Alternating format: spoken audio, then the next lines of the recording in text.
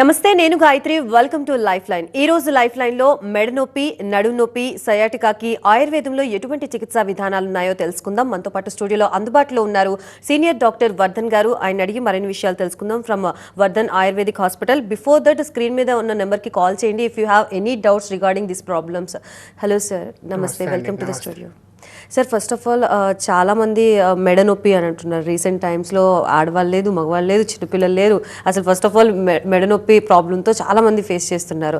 అసలు ఎందుకు మెడ నొప్పి అనేది స్టార్ట్ అవుతుంది? అసలు ఎందుకు ఈ జెండర్ వేరియేషన్ కూడా లేకోకుండా ఇలా ఎందుకు స్ప్రెడ్ అవుతుంది? ఒకటండి, ఒక చిన్న కొటేషన్ చెప్తాను. Operate only when you have exhausted every healing never before అని అంటారు. అంటే మనము ఈ మధ్య కాలంలో చూసినట్లయితే మీరు అన్నట్లు ఏదైతే మెడ నొప్పి ఎక్కువగా కనబడుతుంది, నడుము నొప్పి ఎక్కువగా కనబడుతుందో అలాంటి పరిస్థితులలో ఆపరేషన్కి ఎక్కువగా కూడా వెళ్తూ ఉన్నారు. అలా ఆపరేషన్కి ఎప్పుడు వెళ్ళాలి అని చెప్పడానికి ఈ కొటేషన్ అనమాట. అంటే పూర్తిగా మీరు అన్ని చికిత్సా విధానాలు ప్రయత్నించిన తర్వాత అప్పుడు మాత్రమే మీరు సర్జరీ వైపు మొగ్గు చూపాలి, లేదా సర్జరీ అవసరం అని అనుకుంటే అప్పుడు మాత్రమే వెళ్ళాలి అని. మీరు అడిగిన క్వశ్చన్కి జెండర్ వేరియేషన్ లేకుండా ఎందుకు మనకి మెడ నొప్పి వస్తుంది అని అడిగినప్పుడు, ఇప్పుడు మనం చేస్తున్న పనులను బట్టి మాత్రమే మనకి ఇవన్నీ వస్తున్నాయి. అంటే మన పోస్చర్ మారిపోయింది. ప్రతి 5 degrees బెండ్కి 10 కిలోల వెయిట్ ఎక్స్ట్రా మెడ మీద పడుతూ ఉంటుంది. మనం యూజ్ చేసే మొబైల్ కానివ్వండి, ల్యాప్టాప్ కానివ్వండి, మనం చేసే కంప్యూటర్ జాబ్స్ కానివ్వండి, డెస్క్ జాబ్ కానివ్వండి, వీటి వల్ల ఎక్కువగా మెడ మీద ప్రెషర్ పడుతూ ఉంది. నెంబర్ 2, కూర్చునే విధానం సరిగా లేకుండా ఉండడం వల్ల ఇవన్నీ కూడా జరుగుతూ ఉన్నాయి. Sitting is a new smoking అంటారు. అంటే స్మోకింగ్కి ఎంత దారుణంగా మనకి కాంప్లికేషన్స్ వస్తాయో, కూర్చుంటే కూడా అన్ని విధములైనటువంటి కాంప్లికేషన్స్ వస్తాయని చెప్తారు. బీపీ పెరుగుతుంది, హార్ట్ రేట్ పెరుగుతుంది, వారికోజ్ వెయిన్స్ పెరుగుతాయి, బ్యాక్ పెయిన్ వస్తుంది, మెడ నొప్పి వస్తుంది.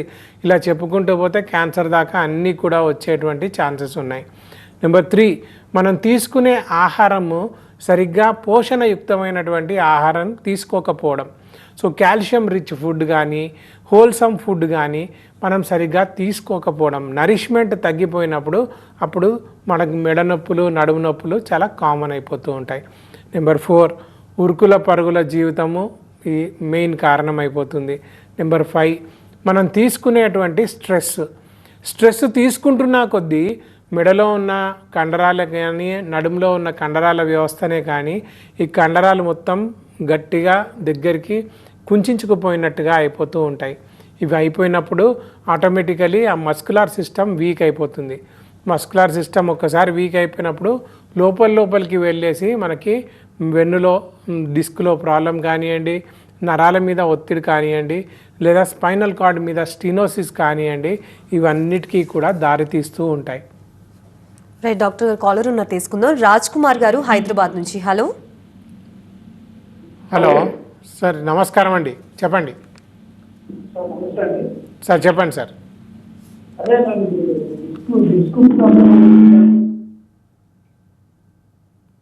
సార్ కాల్ కట్ అయినట్టుంది sir. Something disk related problem అడుగుతున్నారు. సరే, ఇక్కడ డిస్క్ గురించి మాట్లాడినప్పుడు మనకు వెన్నుముకకి మధ్యలో ఒక గట్టి స్ట్రక్చర్ ఉంటుంది. ఇది లోపల బయట నుంచి గట్టి స్ట్రక్చర్ ఉంటుంది, లోపల నుంచి చాలా జిగటగా ఉండేటువంటి జెల్ లైక్ స్ట్రక్చర్ ఒకటి ఉంటుంది. బయటిది యాన్యులార్ ఫైబ్రోసిస్ అంటాము, లోపల ఉన్నది న్యూక్లియస్ పల్పోసస్ అంటారు. సో ఏమవుతుందంటే మనం ఎక్కువగా నిలబడము, లేదా రోడ్ ట్రాఫిక్ యాక్సిడెంట్ కావడము, కింద పడడం, దెబ్బ తగలడం, ఇవి చేయడం వల్ల ఆ డిస్క్ పగిలిపోతుంది. ఆ పగిలిపోయినప్పుడు ఆ గుజ్జు బయటకు వస్తుంది. ఆ బయటకు వచ్చినప్పుడు పక్కనున్నటువంటి exiting nerve root, entry nerve root మీద ప్రెషర్ పడుతుంది. ప్రెషర్ పడ్డప్పుడు ఈ జెల్ బయటకు వచ్చినప్పుడు కొన్ని కెమికల్స్ కూడా రిలీజ్ అయిపోతాయి. ట్యూమర్ నెక్రోజింగ్ ఫ్యాక్టర్ ఆల్ఫా అని కొన్ని మిగతా కెమికల్స్ అన్నీ కూడా రిలీజ్ అయ్యి ఆ నర్వ్ని మొత్తం డ్యామేజ్ చేస్తూ వెళ్తుంది. నర్వ్ ఎండిపోయినప్పుడు వాతం పెరుగుతుంది. వాతం పెరిగినప్పుడు కాలంతా పాకే సయాటికా రావచ్చు, తిమ్మిర్లు, పోట్లు, మంటలు రావచ్చు, తీవ్రమైనటువంటి నొప్పి రావచ్చు. సింపుల్గా డిస్కంఫర్ట్గా ఉండే నొప్పి నుంచి మొదలు పెడితే మనల్ని మంచానికి కట్టిపడేసేటువంటి నొప్పి దాకా కూడా తీసుకుపోయేటువంటి ఛాన్సెస్ ఉన్నాయి. 4 స్టేజీలుగా ఉంటుంది. కాకపోతే ఇప్పుడు కాలు కట్ అయింది కాబట్టి ఆయన ఏ స్టేజ్లో ఉన్నారు అనేది మనం కనుక్కొని ఆయన శరీర ధర్మాన్ని బట్టి మనం ట్రీట్మెంట్స్ ఇవ్వాల్సి ఉంటుంది. ట్రీట్మెంట్స్లో కూడా మళ్ళీ 4 రకాల ట్రీట్మెంట్స్ ఉంటాయి, ముందు ముందు చెప్తాను. అండ్ వర్ధన్ గారు, ఇందాక మనం మెడ నొప్పి గురించి మాట్లాడుకుంటే కొంతమంది సిమ్టమ్స్ రకరకాలుగా చెప్తూ ఉంటారు. సో అసలు బేసిక్ సిమ్టమ్స్ ఎలా ఉంటాయి అండ్ ఎన్ని రోజులు దాటిన తర్వాత మనం డాక్టర్ని కన్సల్ట్ అవ్వాలి? ఎన్ని రోజులు దాటిన తర్వాత అని కాదండి, నొప్పి వచ్చినప్పుడు వెంటనే దాని మూల కారణాన్ని వెతకడానికి ప్రయత్నం చేయాలి. అది మనంతలో మనమే కనుక్కుంటామా లేదా డాక్టర్ సహాయం తీసుకొని కనుక్కుంటామా అనేది మాత్రం చాలా ఇంపార్టెంట్. ఇక్కడ మనము లక్షణాల గురించి మాట్లాడినప్పుడు 3 రకాల లక్షణాలు కనబడతాయి. Main symptoms, marginal symptoms, inexplicable symptoms అంటాం. మెయిన్ సిమ్టమ్స్ అంటే మెడలో నొప్పి వచ్చినప్పుడు మెడలో నొప్పి మాత్రమే వస్తుంది, అంటే లోకలైజ్డ్ పెయిన్ మాత్రమే వస్తుంది. ఇంకా మెయిన్ సిమ్టమ్స్ ఏంటంటే టింగ్లింగ్ సెన్సేషను, నమ్నెస్, వీక్నెస్ ఇవి కూడా కనబడుతూ ఉంటాయి. మార్జినల్ సిమ్టమ్స్ అని అన్నప్పుడు మనకి వెన్ను నొప్పిలాగానే కనబడుతుంది, మెడ నొప్పిలాగానే కనబడుతుంది, కానీ మనకు మైగ్రేన్ కూడా వస్తుంది. మైగ్రేన్ ఉన్న వాళ్ళకి మైగ్రేన్ అధికంగా ఎక్కువసార్లు ఎక్కువ ఎపిసోడ్లు వచ్చినట్టుగా అనిపిస్తూ ఉంటుంది. వర్టిగో వస్తుంది, అంటే తలంతా తిరిగిపోయినట్టుగా, పడుకొని లేచినప్పుడు తలంతా తిరిగిపోతున్నట్టుగా అనిపిస్తుంది, లేచి నిలబడ్డప్పుడు పడిపోయే ఛాన్సెస్ ఉంటాయి. సో ఇలా వర్టిగో అనేది కూడా మార్జినల్ సిమ్టమే వస్తుంది. భుజం నొప్పి వస్తుంది, ఇక్కడ మన మణికట్టు దాకా కూడా నొప్పి వస్తూ ఉంటుంది. ఈ 3 ఏళ్ళకి 2 ఏళ్ళకి తిమ్మిర్లు వస్తాయి. చెస్ట్లో పెయిన్ వస్తుంది. చెస్ట్ పెయిన్ వచ్చినప్పుడు మనం వెంటనే పరిగెత్తుకుంటూ వెళ్ళి కార్డియాలజిస్ట్ని కలిసి అన్ని టెస్టులన్నీ చేయించుకుంటాము. కార్డియాలజిస్ట్ చెప్తాడు అంతా నార్మల్ ఉంది అని, కానీ C5 C6లో కంప్రెషన్ ఉంటే కంపల్సరీ చెస్ట్ పెయిన్ కూడా వస్తుంది. అండ్ ఇలా పంజాలాగా కూడా మనకి చెవుల వెనకాల కంటికి, ముక్కుకి, నోటికి, గడ్డానికి కూడా తిమ్మిర్లు, పోట్లు, మంటలు కలుగుతాయి. చెవులలో సౌండ్స్ వస్తాయి. టినిటస్ అనే ఒక వ్యాధి ఉంటుంది, ఆ టినిటస్ అనే వ్యాధి కూడా కలుగుతుంది. ఐసైట్ డిక్రీజ్ అయిపోతుంది. నోస్లో బ్లాకేజెస్ ఏర్పడతాయి, అడినాయిడ్స్ ఇవన్నీ కూడా ఎక్కువగా ఏర్పడతాయి. ఈ గడ్డం దగ్గర కూడా తిమ్మిర్లు, పోట్లు, మంటలు వస్తాయి. ఇలా ఒకటి కాదు, నెక్లో కంప్రెషన్ ఏర్పడితే 26 లక్షణాలు వస్తాయి. వీటిని అలక్ష్యం చేస్తే ఇన్ఎక్స్ప్లికబుల్ సిమ్టమ్స్ వస్తాయి. ఇన్ఎక్స్ప్లికబుల్ సిమ్టమ్స్ అంటే చెయ్యి పడిపోవడం, అంటే పారాలసిస్ రావడం, లేదా చెయ్యి అంతా ఎండిపోయి మోటార్ న్యూరాన్ డిసీజ్ అంటాం. ఈ మోటార్ న్యూరాన్ డిసీజ్ అనేది ఎంత ప్రత్యేకం అంటే 1000 రోజుల వ్యాధి అంటాం. ఫస్ట్ ఒక చెయ్యి పడిపోతుంది, తర్వాత ఇంకో చెయ్యి పడిపోతుంది, తర్వాత ఒక కాలు, తర్వాత ఇంకో కాలు, మొత్తం మన దవడలు నవలలేని పరిస్థితి, తర్వాత ఊపిరి తీసుకోవడం కూడా కష్టమైపోతుంది. అలాంటి స్థితికి కూడా తీసుకొచ్చేటువంటి ఛాన్సెస్ ఈ సర్వైకోజెనిక్ ఇన్ఎక్స్ప్లికబుల్ సిమ్టమ్స్ అనేవి కనబడుతూ ఉంటాయి. కాబట్టి మీరు అడిగినట్టు లక్షణం ఏ స్టేజ్లో మనం వెళ్ళాలి డాక్టర్ దగ్గరికి అనడం కన్నా, లక్షణం కనబడగానే ఆ లక్షణాన్ని తీసివేసేటువంటి ప్రయత్నం మాత్రం డెఫినెట్గా చేయాలి. అది ఎప్పుడు సాధ్యపడుతుంది అని అంటే ఆ డిసీజ్ మీద మనకి కాన్ఫిడెన్స్ ఉన్నప్పుడు, లేదా దాని గురించి పూర్తి సమగ్రమైనటువంటి అవగాహన ఉన్నప్పుడు. ఆ అవగాహన పెంచడం కోసమే ఇక్కడికి వచ్చాను. అండ్ వర్ధన్ గారు, డయాగ్నైజింగ్ ప్రాసెస్ ఏ విధంగా ఉంటుంది? ఇప్పుడు వర్ధన్ ఆయుర్వేదిక్ హాస్పిటల్కి వస్తే డయాగ్నైజింగ్ ప్రాసెస్ ఏ విధంగా ఉంటుంది? మా దగ్గరికి వచ్చే కన్నా ముందే ఆల్రెడీ 3-4 ఎంఆర్ఐలు చేయించుకొని ఆపరేషన్ని అవాయిడ్ చేయడం కోసము మా దగ్గరికి పరిగెత్తుకుంటూ వస్తారండి. సో స్పెషల్గా మేము కొత్తగా డయాగ్నోసిస్ చేయాల్సినటువంటి అవసరం ఉండదు. కాకపోతే allopathic system of diagnosis, ayurvedic system of diagnosis entirely different ఉంటుంది. ఆయుర్వేదంలో శరీర ధర్మాన్ని మనం ఫస్ట్ అసెస్ చేస్తాం. సో వాతపిత్త కఫ ప్రకృతులు అంటాము. 7 రకాల ప్రకృతులు ఉంటాయి. ఆ ప్రకృతిలో ఏ ప్రకృతి మన వచ్చిన పేషెంట్కి ఉంది అనేది మనం ఫస్ట్ అసెస్ చేయాలి. రెండోది ఆ వ్యాధి తీవ్రత ఎలా ఉంది, లక్షణాలు ఏ స్టేజ్లో ఉన్నాయి అనేది కూడా తెలుసుకోవాలి. మొన్న ఒక పేషెంట్ వచ్చాడు, ఎంఆర్ఐ చూస్తే 4వ స్టేజ్ డిస్క్ ప్రాబ్లం అని వాళ్ళు కన్ఫర్మేషన్ ఇచ్చారు, కానీ లక్షణాలు చూస్తే 2వ స్టేజ్ డిస్క్ ప్రాబ్లమే ఉంది. సో 2వ స్టేజ్ డిస్క్ ప్రాబ్లంకి మనం కరెక్ట్గా చికిత్స చేస్తే సర్జరీ అవసరం లేదు, సర్జరీ వల్ల వచ్చే complications Rao, and at the same time వ్యాధి వల్ల వచ్చే కాంప్లికేషన్స్ని కూడా మనం నార్మలైజ్ చేయొచ్చు. సో ఇంకా వ్యాయామ శక్తి, ఆహార శక్తి, సాత్వము, సత్వము ఇవన్నీ ఒక 10 విధ పరీక్షలు, 8 విధ పరీక్షలు, త్రివిధ పరీక్షలు అని ఆయుర్వేదంలో ఉంటాయి.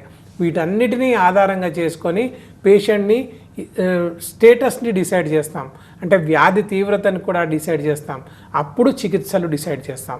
అండ్ ఏ స్టేజ్ వరకు వెళ్తే సర్జరీ మ్యాండేటరీ అంటారు? అండ్ మీరు చెప్తున్నారు బిఫోర్ దట్ వస్తే సర్జరీ కూడా అవసరం లేకుండా కూడా ట్రీట్మెంట్ ప్రొసీజర్స్ ఉన్నాయి అంటున్నారు. ఒకటండి, అంటే నార్మల్గా డిస్క్ ప్రాబ్లమ్సే తీసుకుంటే 4 స్టేజెస్గా డిస్క్ ప్రాబ్లమ్స్ చెప్తారు. ఫస్ట్ స్టేజ్లో ఓన్లీ లోకలైజ్డ్ పెయినే ఉంటుంది. ఆ టైంలో మీరు పెయిన్ కిల్లర్ కూడా వేసుకోవాల్సినటువంటి అవసరం ఉండదు.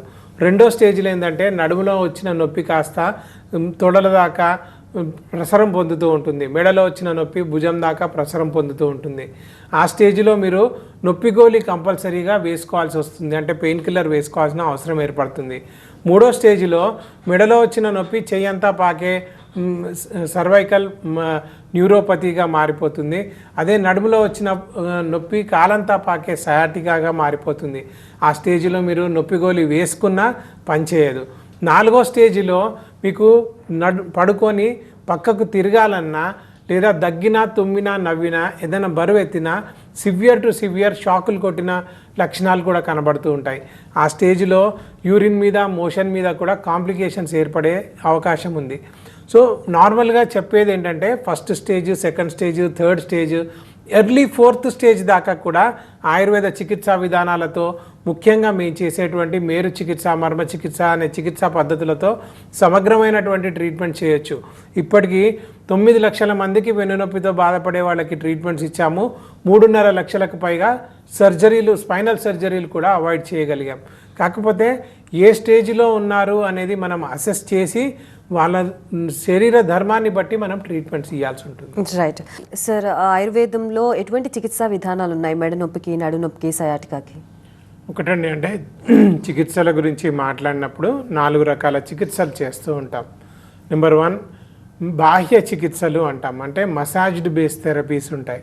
వీటిని మేరు చికిత్స, మర్మ చికిత్స, పంచకర్మ చికిత్సలు అంటాం. సో ఇవి మా స్పెషాలిటీ ట్రీట్మెంట్ మేరు చికిత్స. మేరు చికిత్స అంటే మేరుదండం అని అంటే మన స్పైనల్ కార్డ్ అని అర్థం. ఆ స్పైనల్ కార్డ్ మీద చేసే ట్రీట్మెంట్స్, స్పైన్ మీద చేసే ఉత్కృష్టమైనటువంటి చికిత్సలను మేరు చికిత్సలు అంటాం. ఇది ancient Ayurveda spine and neurotherapy. ఇంతకుముందు చెప్పినట్టుగా ఈ ట్రీట్మెంట్ వల్ల ఇప్పటికీ 9 లక్షల మందికి బ్యాక్ పెయిన్తో బాధపడే వాళ్ళకి ట్రీట్మెంట్స్ ఇచ్చాము. 3.5 లక్షలకు పైగా సర్జరీలు కూడా మనం అవాయిడ్ చేయగలిగాం.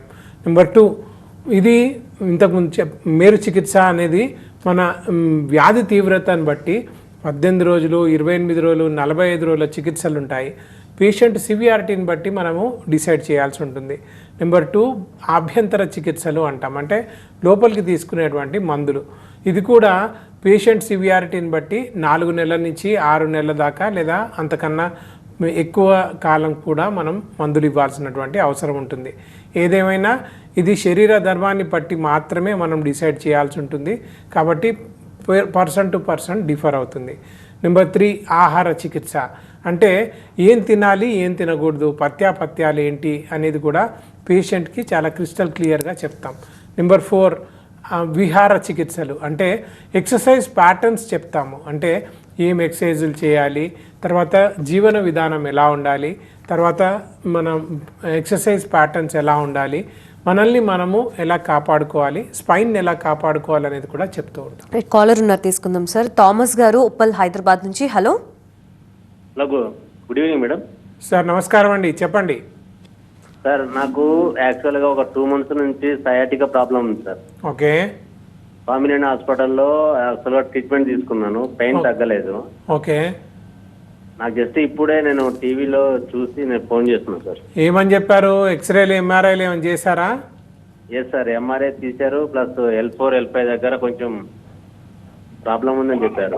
అదే ఏం ప్రాబ్లం అన్నారు? డిస్క్ బల్జ్ అన్నారా, డిస్క్ ప్రొట్రూజన్ అన్నారా? కొంచెం బయటకు వచ్చేదని చెప్పారు. ఓకే.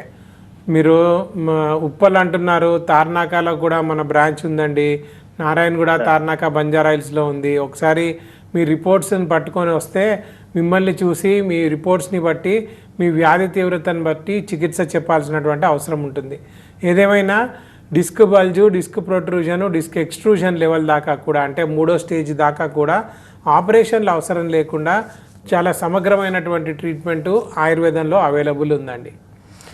అండ్ వర్ధన్ గారు, సర్జరీ తర్వాత చాలా మంది కాంప్లికేషన్స్ వస్తున్నాయి అని అంటున్నారు. అసలు ఎటువంటి కాంప్లికేషన్స్ వస్తాయి అండ్ సర్జరీ అవాయిడ్ చేయడమే మన కాన్సెప్ట్ కదా. సో సర్జరీ తర్వాత కాంప్లికేషన్స్ అసలు ఎందుకు వస్తాయి? నార్మల్గా ఏమవుతుందంటే సర్జరీ చేయించుకున్న తర్వాత ఫస్ట్ అండ్ ఫార్మోస్ట్ కాంప్లికేషన్, మనము అంతా బాగుంది అని అనుకొని మన పనులు మనం చేసుకుంటూ వెళ్ళిపోతున్న వాళ్ళు చాలామంది ఉంటారు. కానీ చాలామందికి ఏమవుతుందంటే పైనున్న వెన్నుముకకి కిందున్న వెన్నుముకకి మధ్యలో స్పాండిలైటిస్ అనేది చాలా కామన్గా జరుగుతుంది.